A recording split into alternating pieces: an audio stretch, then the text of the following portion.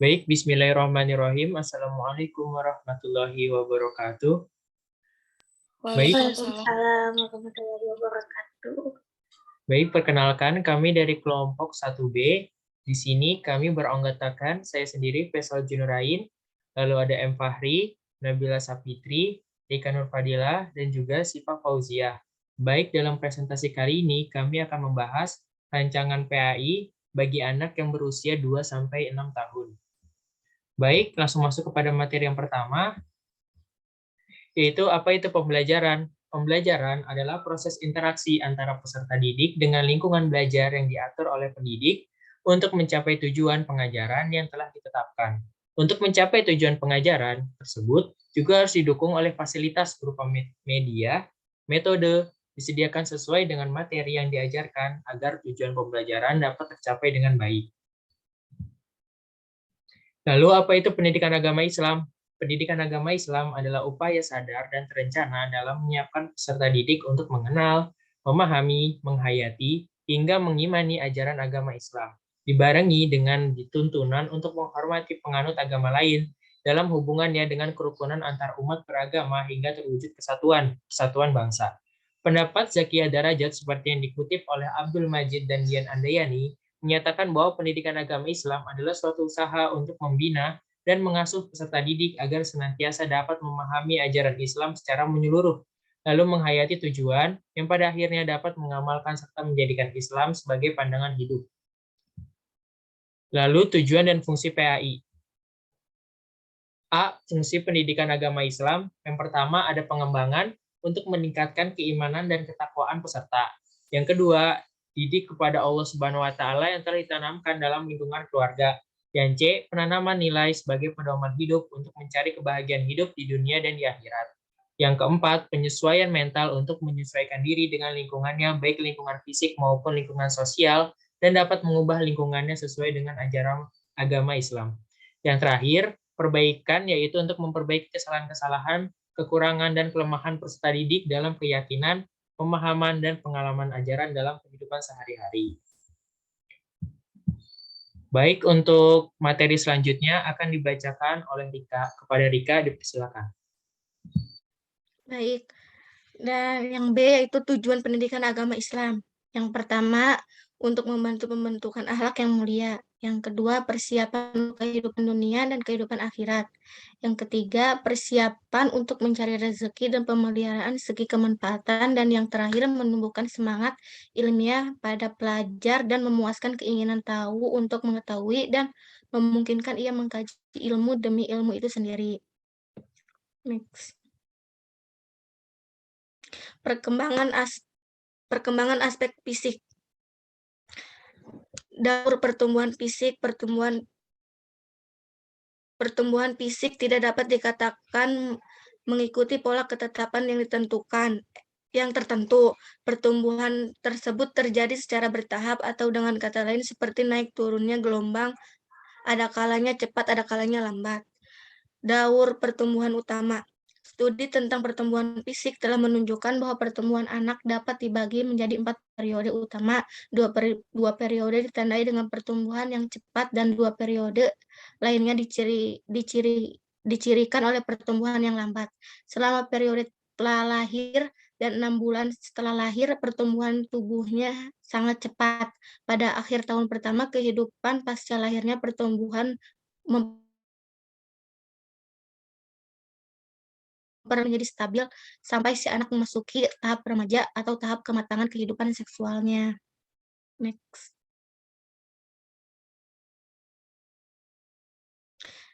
Tinggi tubuh. Anak-anak dengan usia sebaya dapat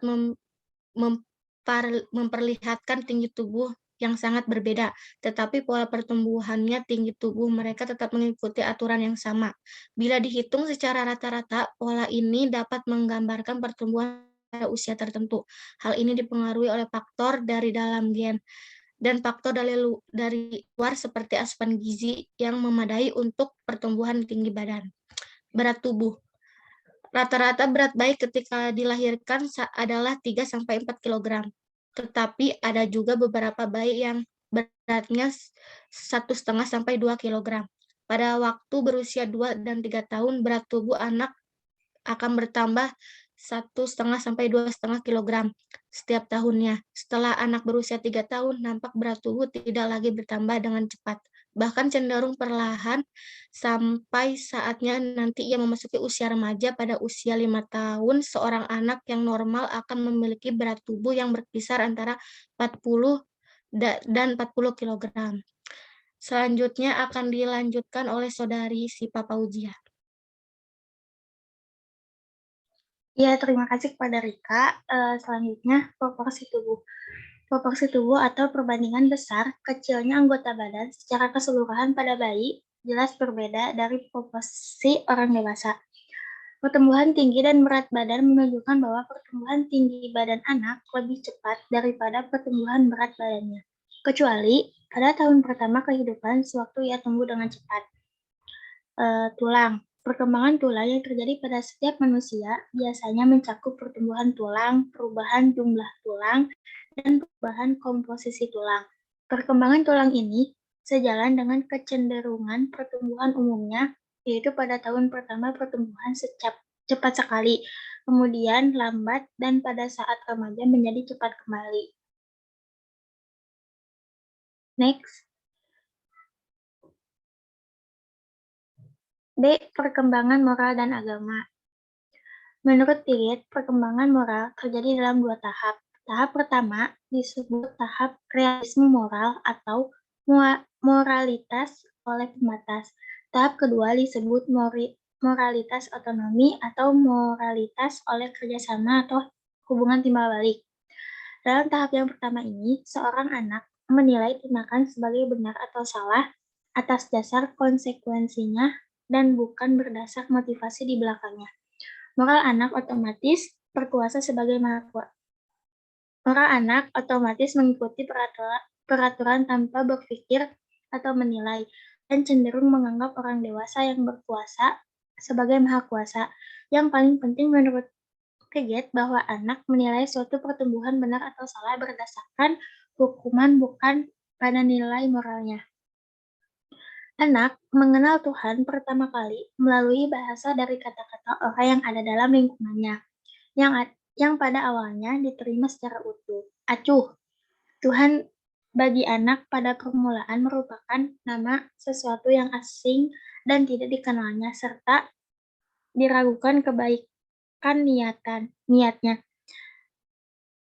Tidak adanya perhatian terhadap Tuhan pada tahap tahapan ini dikarenakan ia belum mempunyai pengalaman yang akan membawanya ke sana, baik pengalaman yang menyenangkan maupun yang menyusahkan. Namun, setelah ia menyaksikan reaksi orang-orang di sekelilingnya yang disertai oleh emosi atau perasaan tertentu yang makin lama semakin meluas, maka mulailah perhatiannya terhadap kata Tuhan itu tumbuh. Pada tahap ini, anak yang berumur 2-6 tahun, konsep mengenal Tuhan banyak dipengaruhi oleh fantasi dan emosi, sehingga dalam menanggapi agama, anak masih menggunakan konsep fantastis yang diliputi oleh dongeng-dongeng yang kurang masuk akal. Cerita akan nabi akan dihayalkan seperti yang ada dalam dongeng-dongeng. Pada usia ini, perhatian anak lebih tertuju pada para pemuka agama daripada isi ajarannya, dan cerita akan lebih menarik jika berhubungan dengan masa anak-anak, karena sesuai dengan jiwa kekanak-kanakannya. Dengan caranya sendiri, anak mengungkapkan pandangan teologisnya, pernyataannya dan ungkapannya tentang Tuhan lebih bernada individual, emosional, dan spontan, tapi penuh arti teologis. Cukup sekian, dilanjutkan oleh saudara Fahri. Untuk Fahri dipersilahkan. Ya, baik, terima kasih. Selanjutnya itu perkembangan intelektual. Perkembangan intelektual anak memiliki tahap pra-operasional. Imajinasi anak prasekolah bekerja sepanjang waktu, dan jangkauan mental mereka tentang dunia mereka terus berkembang sepanjang waktu. Piaget menggambarkan kognitif anak prasekolah sebagai pra-operasional. Pemikiran praoperasional adalah periode penantian yang nyaman untuk menuju tahapan berikutnya, yakni pemikiran operasional konkret. Akan tetapi, label praoperasional menekankan bahwa anak tersebut belum menunjukkan suatu operasi, yaitu tindakan-tindakan internalisasi yang memampukan anak melakukan secara mental apa yang sebelumnya hanya dapat mereka lakukan secara tindakan mental luar atau reversible. Penambahan dan pengurangan jumlah secara mental adalah contoh operasi. Tahapan praoperasional yang berlangsung kira-kira usia 2 hingga 3 tahun adalah tahapan kedua dari teori Piaget. Dalam tahapan ini, anak mulai mempresentasikan dunia mereka dengan kata-kata, bayangan, dan gambar-gambar. Pemikiran-pemikiran simbolik berjalan melampaui koneksi-koneksi sederhana dari informasi sensorik dan tindakan fisik. Konsep stabil mulai terbentuk, pemikiran-pemikiran mental muncul, egosentrisme tumbuh, dan keyakinan-keyakinan magis mulai terkonstruksi. Anak mulai bisa menulis dan menggambar dengan imajinasi mereka. Masa ini disebut masa prasekolah dan masa sekolah. Next. Masa kanak-kanak sering juga dengan masa estetika, masa menentang orang tua. Disebut masa estetika karena pada masa ini merupakan saat terjadinya perasaan keindahan. Disebut juga dengan masa indera karena pada masa ini indera anak-anak berkembang pesat. Pesatnya tersebut, anak-anak senang mengadakan eksplorasi yang kemudian disebut dengan masa menentang. Pada masa ini, anak-anak memiliki sikap egosentris. Apa? Karena merasa dirinya berada di pusat lingkungan yang ditunjukkan anak dengan sikap senang menentang atau menolak sesuatu yang datang dari orang di sekitarnya. Perkembangan yang seperti itu disebabkan oleh kesadaran anak bahwa dirinya memiliki kemampuan dan kehendak sendiri, yang mana kehendak tersebut berbeda dengan kehendak orang lain.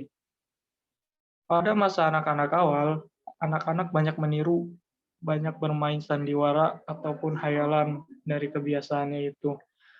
Kebiasaannya itu akan memberikan keterampilan dan pengalaman terhadap si anak.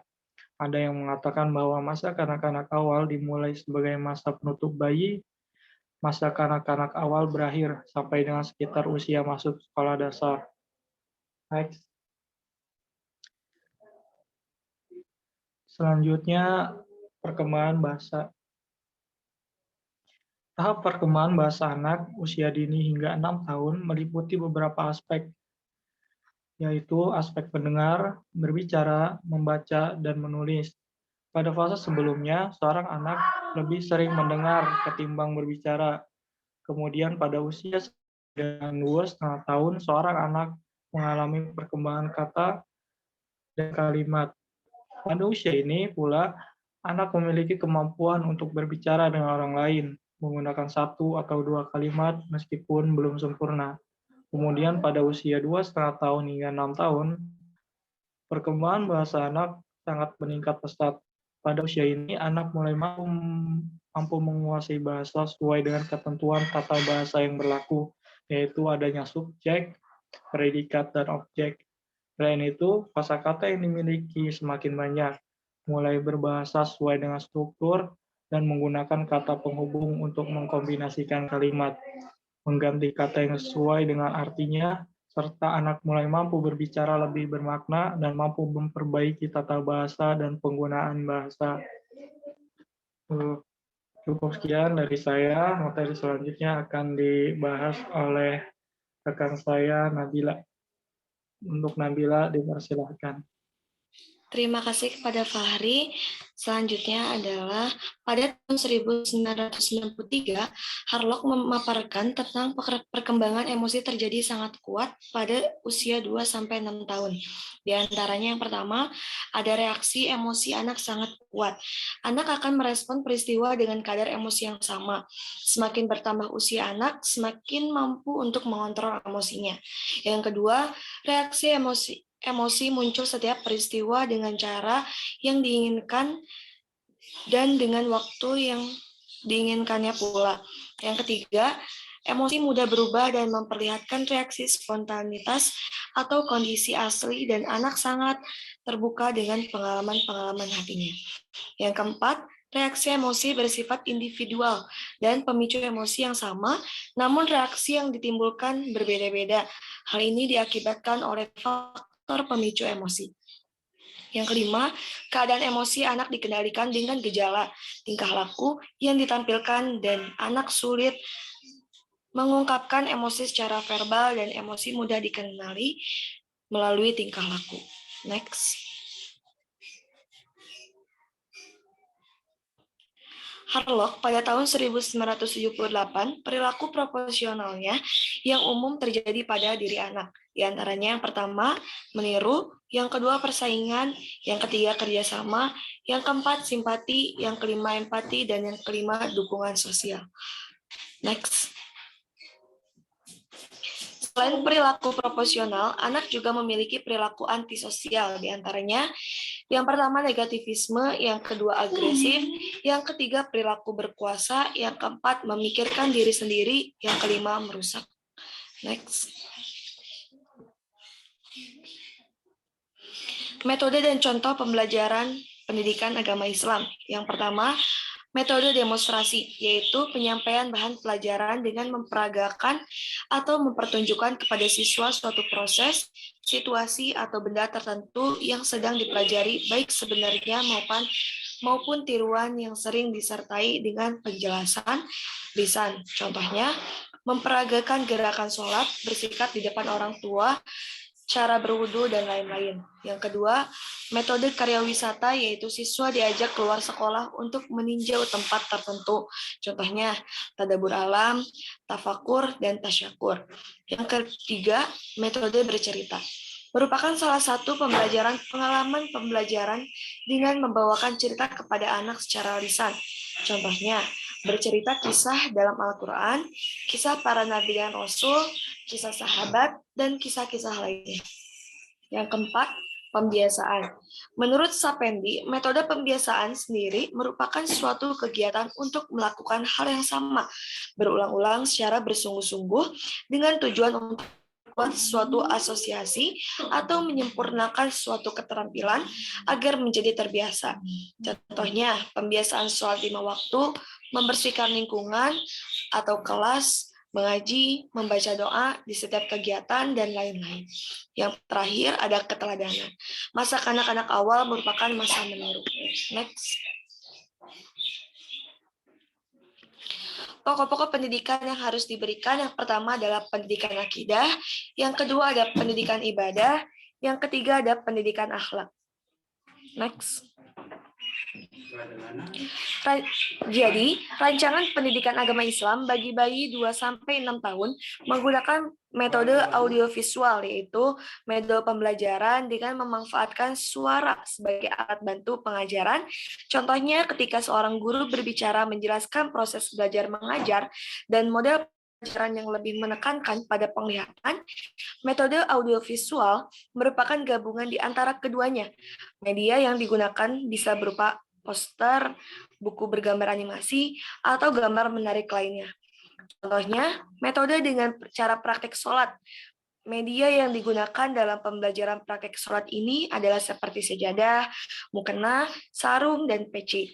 Isi pembelajarannya adalah mengenalkan gerakan sholat, bacaan sholat, dan mengenalkan hal apa saja yang harus digunakan ketika melaksanakan sholat. Cukup sekian dari saya. Selanjutnya saya serahkan kepada moderator. Baik, terima kasih teman-teman yang sudah memaparkan materinya. Mungkin cukup sekian dari kelompok kami. Mohon maaf jika ada salah-salah kata, karena yang sempurna hanya milik Allah Subhanahu wa Ta'ala. Cukup sekian. Wabillahi taufiq wal hidayah. Wassalamualaikum warahmatullahi wabarakatuh. Waalaikumsalam Waalaikumsalam warahmatullahi wabarakatuh.